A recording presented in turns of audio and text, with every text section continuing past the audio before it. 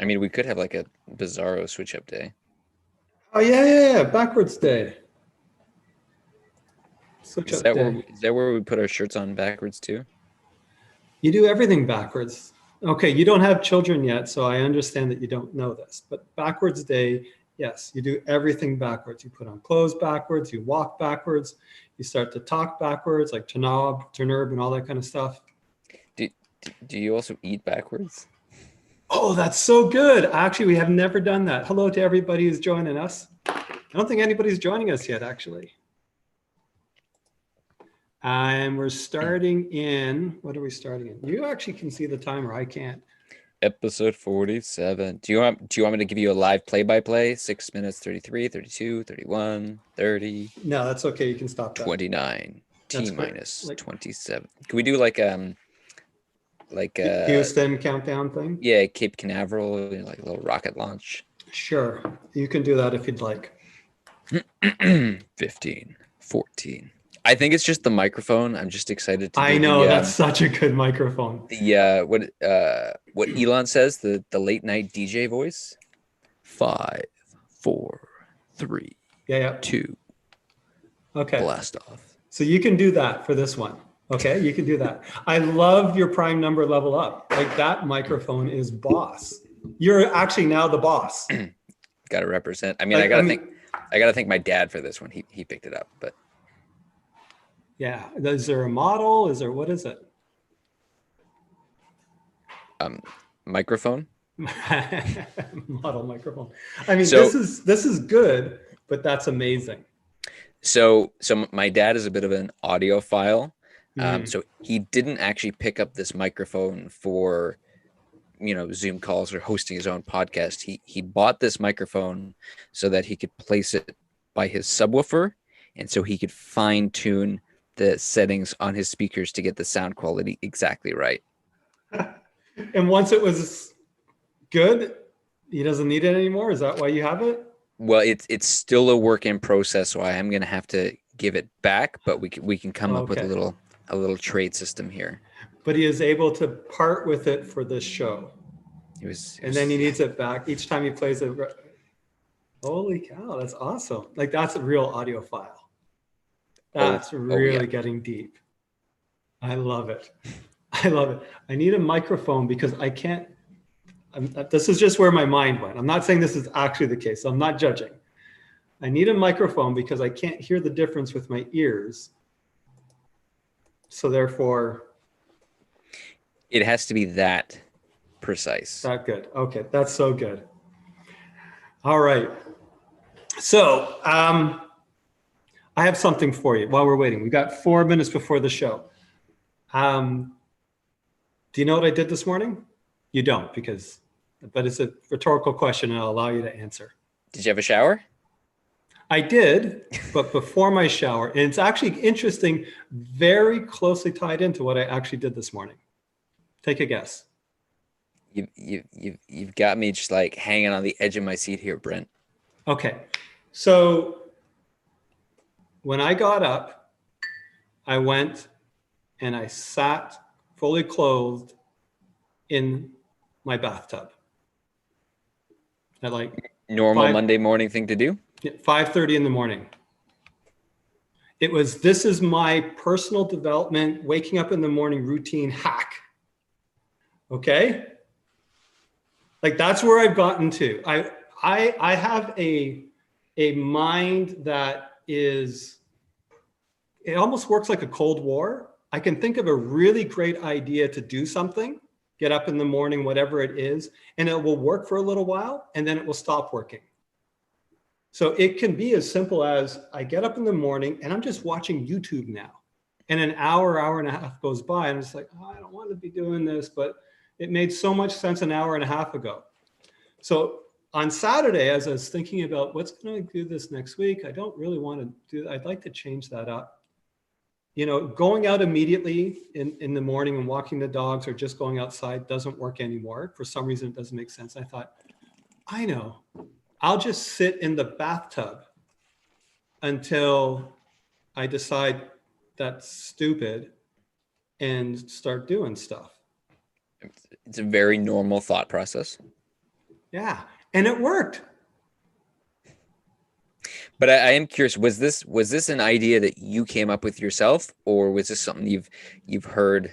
No, man, through this the is my own interwebs? thing. I'm going to write a book about this. Like, sit in the bathtub, or how to hack a mind that keeps hacking you back.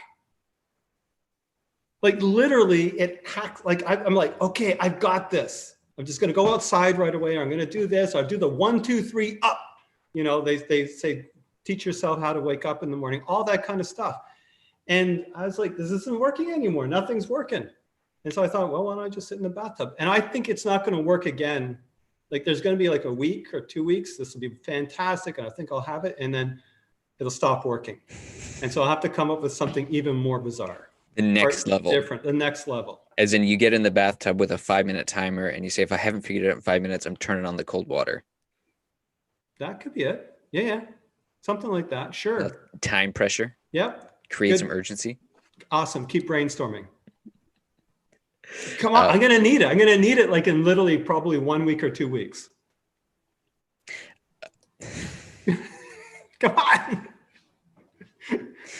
Maggie is like, fill the bathtub up with champagne and see what happens. All right. Keep brainstorming. No idea is a bad idea. Like, clearly sitting in the bathtub. I sat in the bathtub for 20 minutes this morning. It was actually kind of uncomfortable, but I just sat there saying, didn't bring my phone in, didn't fill it up with water. I was dressed, I had my pajamas on. It worked. It's a new thing, starting a new trend. It's a new thing. I was going to say, we got 30 seconds before we start here. I was going to give a quick shout out to David Blackmore, our resident audio expert, who's saying that there are things that microphones can pick up that the human ear cannot. And when I first read that, I first thought of like a dog whistle. Yes. I guess my point is, if your ear can't pick it up, why are you tuning to it? Anyways, let's not worry. I'm judging. Sorry, my bad. Can you share? It's on a subconscious level. Let me share your screen, please. Let me share my screen, please.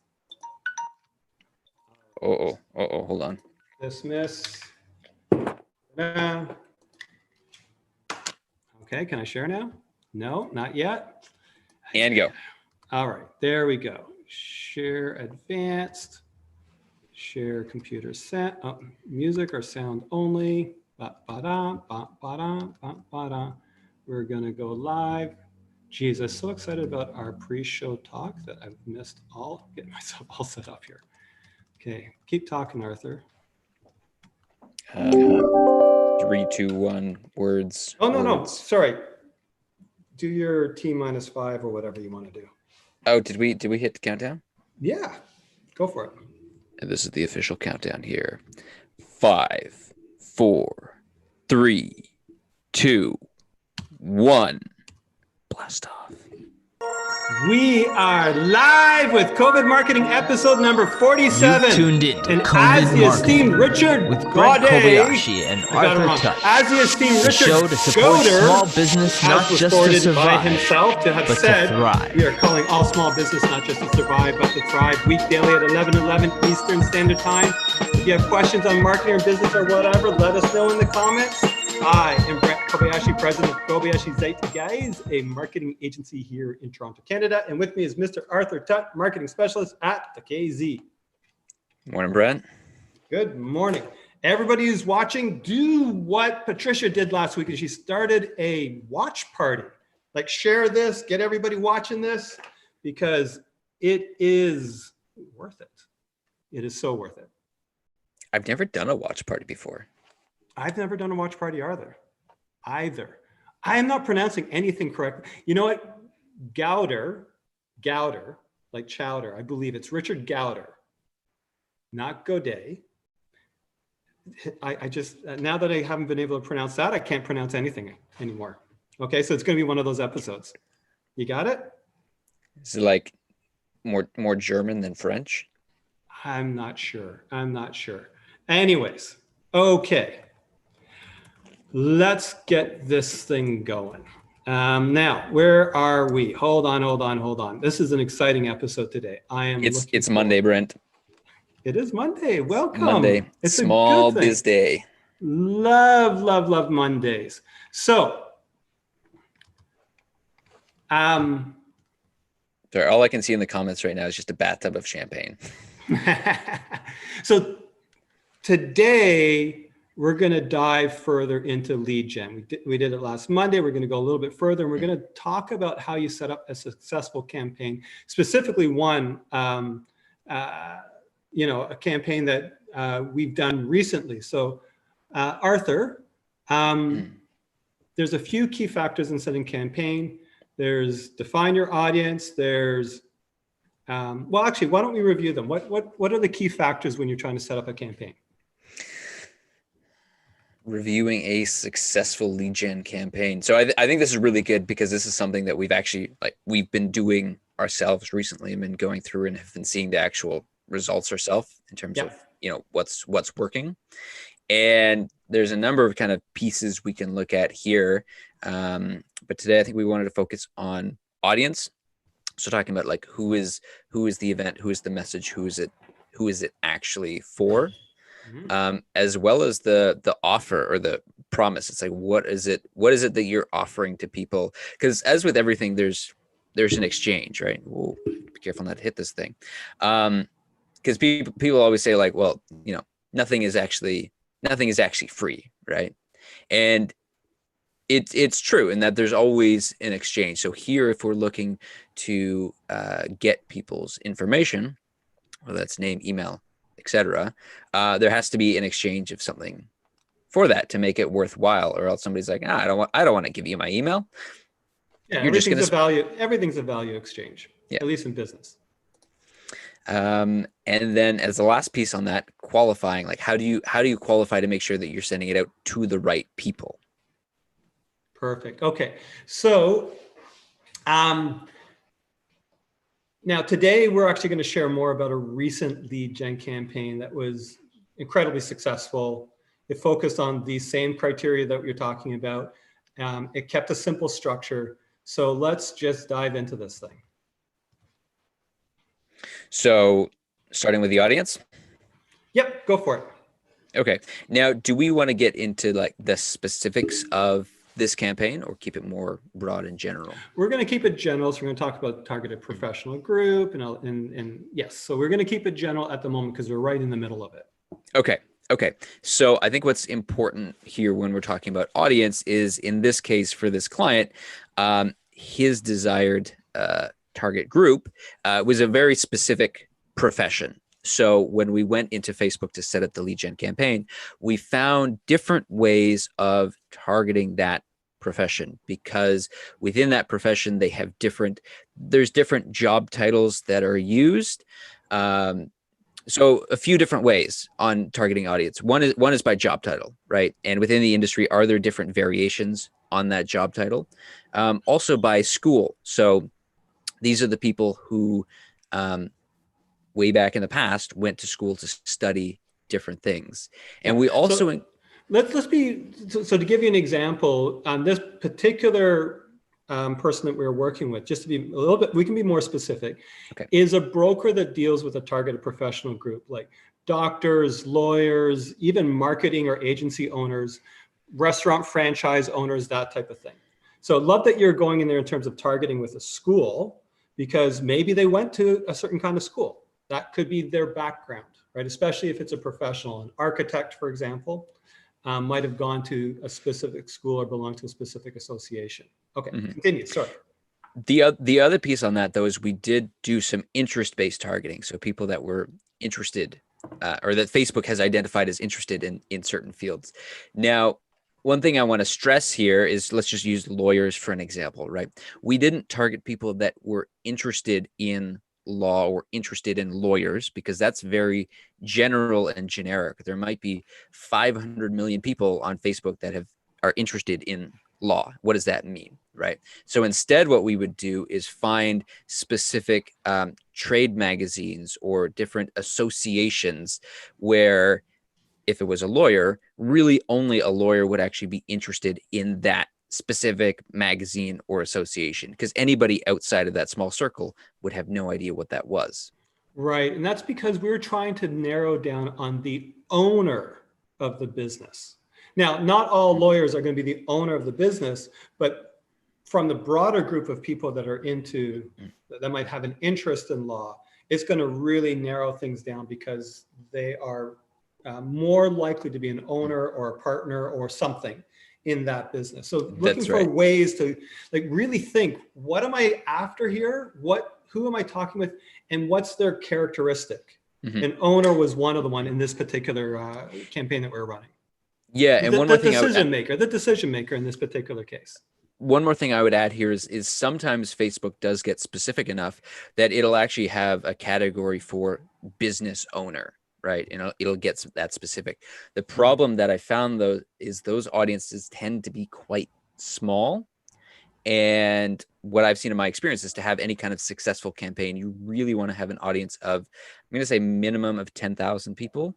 50,000 to 100,000 tends to be more the sweet spot. That's good. So if you have really small groups, Facebook tends not to perform as well. And so this is where kind of aggregating different groups together can be really effective. So putting all those different pieces together. Yeah. And in this particular case, the client was interested in owners who are probably ready to sell their business. So there you go. Define your audience clearly. And what did that tell us? Well, one more thing I would add on that is we also then focused on people that were older. Exactly. So if you're older, you might be more likely to be ready to say, time to do the transition. I'm ready to sell the business. You're just at least closer to this. Remember, what we're doing here is a lead gen campaign, not a sales gen campaign.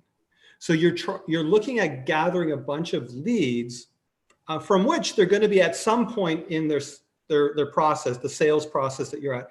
They might be earlier in the sales process, as in they might be 5 years away in this particular case of selling their business, but at least they're not 30 years away because they're just at the beginning.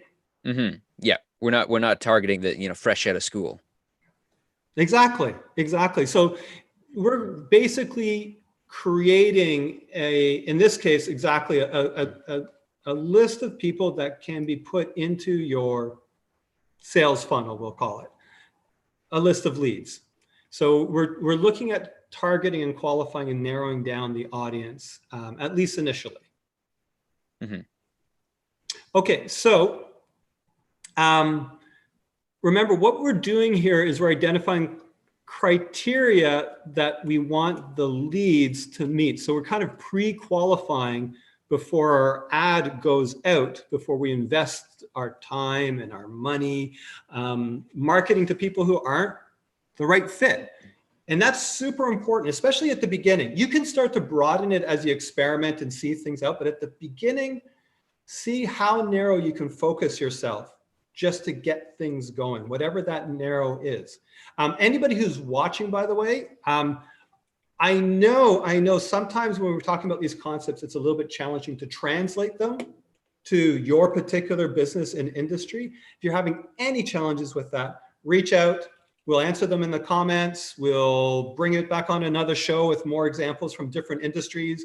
We could even have you on and actually dig through it with you on our Kill the Guru days when we actually have small businesses right on. I feel like that's a lot of what we're going to be doing with Patricia moving forward is 100% helping her to set up a campaign. And that's actually what I'm really excited about all this is going through the whole process of, okay, here's how we start with the video. Here's how we get the script. Here's how we get that first piece going and then set up the campaign. I'm excited. Perfect. Now let's get into the next thing that we did. We needed a promise. We needed something, a lead magnet, they call it, that actually attracts, right? So the next element, the next element that we define as super really important in a lead gen campaign is that carrot that you attract your target group. And so for a successful lead gen campaign, you need a clear, super clear intention, an attractive offer, and get to the point really super quickly. Same thing as we were talking about in the video ads last week, how that comes about. So maybe get into how we did this on this particular campaign. Well, and so I think this brings up a really good point. When we put up an ad on Facebook, we didn't just say like, are you a lawyer looking to sell your practice? No. Book a call with one of our agents now, Right, because that's a sales gen campaign, not a lead gen. Yeah, and I think people can feel that. It's just like, oh, they're trying to get me to like sell something. It's like, but also there's a feeling of like, I might not necessarily know who these people are. Are they legit? Is this a scam? Like, I've never heard of them before. They want me to book a call. They're gonna high pressure me into something. It just makes people feel uncomfortable. I get that, but I actually don't disagree with a sales gen campaign. It's just that most of the time when you go for it, you're now talking about smaller percentage of people who's going to respond to that. Where it makes more sense is when you're doing something like Google Ads, which is far more intention based. Right. Yeah. Right. So when people are further along in the sales cycle. Exactly. I want to sell my law practice. Brokers that help me sell my law practice. Guess what? You can have an ad that says, I help you sell your law practice. Book a call. That's okay in that situation. That's not lead gen. I mean, yes, you are getting leads with that and all that type of stuff, but that's not what I'm thinking. That's more, you want to generate a sales. You're looking for the transaction. This is very different. This is, you're giving something of value away. So in this case, we are organizing a virtual event, right? In our ad, we got to the point super quickly in the copy and the creative who this was for. Like, we were very bold about what was happening. This is a must attend event. I loved your ad copy, by the way. Our client loved your ad copy, by the way. And it was like, something like, for agency owners looking to increase the value of their business. For lawyers looking to increase the value of their business. If you're later on something that says, this is what this is for, right away, up front. Go ahead. One more thing I would add on that too is it was also like topical and timely relevant because it was related to what's happening with COVID, right? For sure. And so, there's a lot of people right now, they've been forced to close down their doors. They're a bit unclear on next steps. Maybe they've lost some staff. And they're trying to figure out, okay, what do we do next? How do we open? How do we get staff back? And so this was an event that was very highly speaking to what's happening right now. And so again, that speaks to giving something that people are actually interested in. Mm-hmm. Actually, super guerrilla tactic right now in these times is look for an event that's been canceled. That's a big event in your industry. Whatever is going on there, and basically say a big event that's been canceled in your industry and it's not going virtual. Right. So that was a really big thing here. There was originally an in-person event conference that was supposed to happen. It got canceled. It was not rescheduled as a virtual event. So our client jumped in and said, we're going to run our own event. Yep. So the mining industry actually had their event in March, and it was unfortunate because apparently that was like a little hub. Like, I don't know if you know, but Toronto is the biggest mining industry event in the world. Actually, it's the capital of it. And so everybody from around the world came early March to Toronto for this thing. It was unfortunate. But say that event got canceled and you're in the industry and you want to be a thought leader, you got to run it. You got to pull it together. Get sponsors, get speakers, get professional stuff, go low tech if you need to, Zoom, go to meeting, but jump on an opportunity. That was in this particular case. So in that case, it became a super phenomenal carrot because people were already interested in this thing. And then they're like, oh, it's not. And then you can actually do a little bit of guerrilla marketing and leverage the fact that this thing is not happening and now it can happen in some form or manner. Exactly. And so what I feel really excited about is that we help to position our client as a thought leader in the industry, somebody who's on top of what's happening right now.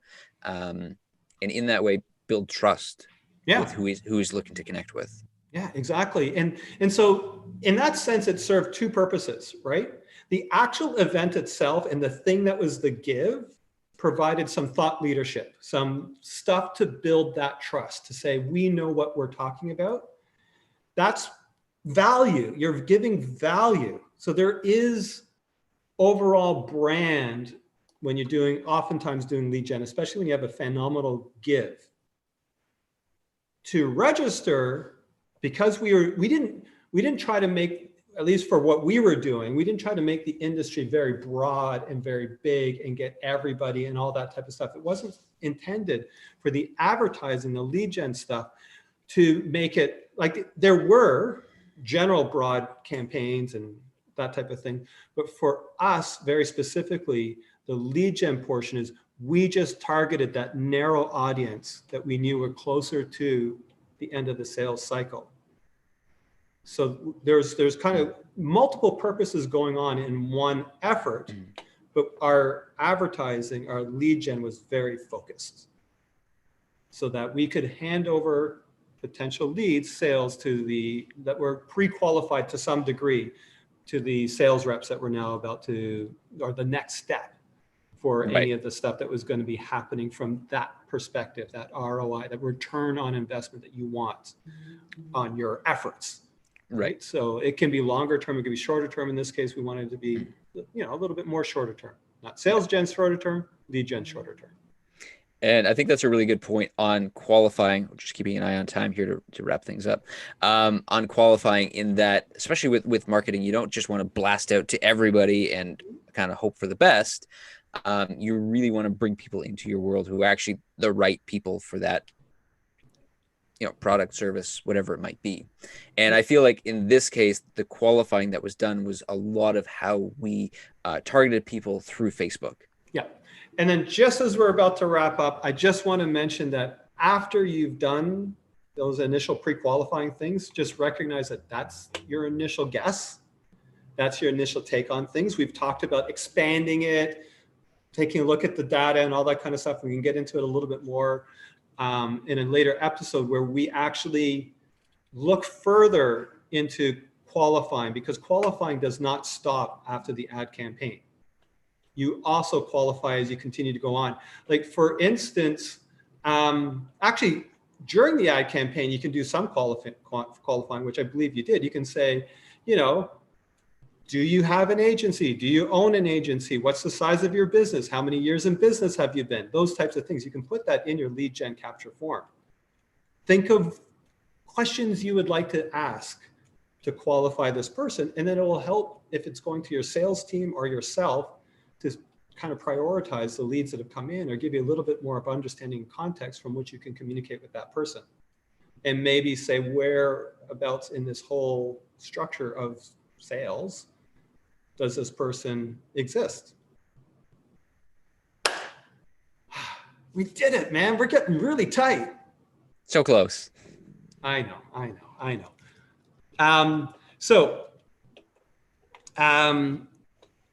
Yeah. Okay. That is it. Boy, it's like a hard stop sometimes when I feel like we made it to the end. It's just like, I feel like we're in a little bit of a marathon and I'm just like, I'm going to fall down now. Do you feel that? I don't feel that. Maybe I don't feel that. I was going to say more like a sprint. A sprint. Okay. So thank you very much for joining us on a lead gen episode. Again, let me just say, if any of this stuff feels, that's awesome, but you're not sure how to translate it to your business, reach out to us. We really want to make it specifically relevant for you. Give us something for us to chew on, and we'll think specifically in your industry, how are you going to make this stuff applicable so that it's actually real and not just us having fun on camera. Okay, because that's actually what matters to us, is actually making this real. So we're going to go into the end times. Are you ready for this? Let's roll it.